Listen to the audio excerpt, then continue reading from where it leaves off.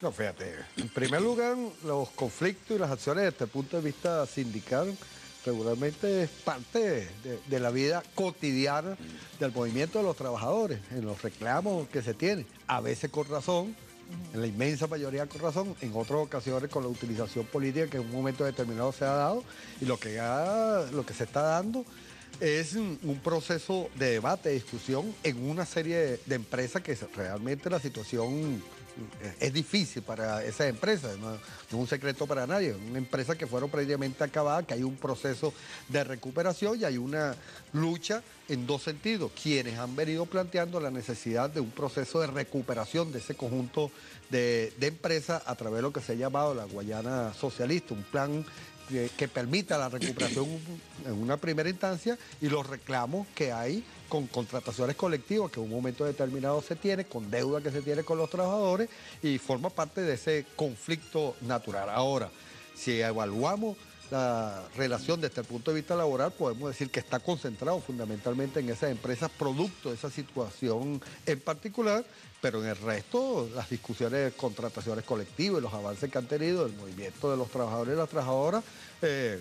Claro, me llama la atención porque dices que hay deudas, que hay contratos que no se han cumplido y hablas de una situación normal. Entonces nos hemos acostumbrado a que eso, que eso se maneje así. No. ¿Qué es lo que ocurre con todas las empresas de Guayana? En primer lugar, hay un proceso de desaceleramiento de lo que era la inversión, que prácticamente habían quedado para la venta, que se habían acabado fundamentalmente la situación de desarrollo de esas empresas y habían unas contrataciones colectivas bien interesantes, bien importantes, producto de la lucha del movimiento sindical venezolano. Hay un proceso de recuperación de esas empresas en medio de una crisis. La política fue mantener los salarios, que a lo mejor en otras circunstancias era fácil la solución. Se despedía un número determinado de trabajadores y trabajadoras, había un proceso de recuperación de las empresas, de inversiones, con un gentío en la calle. Eso fue un ejemplo de lo que ocurrió en Sidor, que de más de 16.000 trabajadores fueron despedidos alrededor de 11.000. Eso fue la realidad, como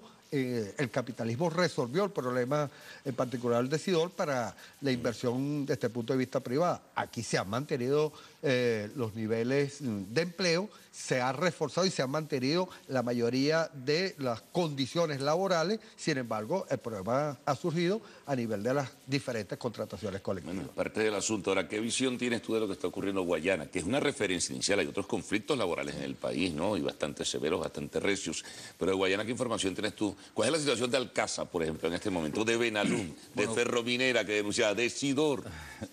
Guayana es un hervidero, evidentemente, que las protestas laborales por los retrasos en las discusiones de las convenciones colectivas y el proceso de desinversión que ha habido en esas empresas ha generado que algunas de ellas prácticamente estén arruinadas y al borde del colapso. Caso de Alcasa.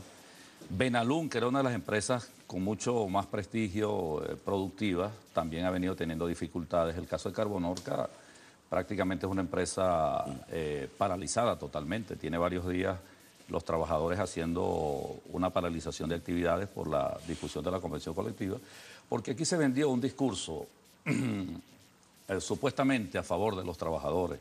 Un gobierno que de la boca hacia afuera hablaba de que era un gobierno obrerista y tomó las empresas básicas como una especie de experimento.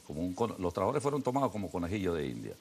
Yo recuerdo a uno de los presidentes de una de las empresas de nombre Carlos Lang, conocido, conocido por su visión atrasada de lo que es la historia y por supuesto bajo los conceptos esos que él tiene, marxista-leninista.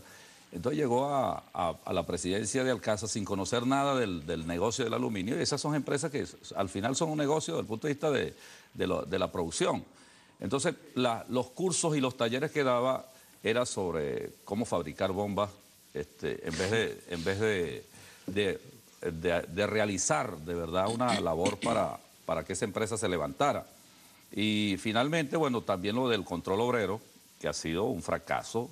Los trabajadores han denunciado que se han colocado fundamentalmente fichas que a veces no tienen conocimiento de las empresas, del Partido Socialista Unido de Venezuela, que ha generado pues este tipo de descontento y de rechazo. O sea, las manifestaciones son de verdad porque ahí existen aproximadamente un retraso de 4 años sin discusión de las convenciones colectivas.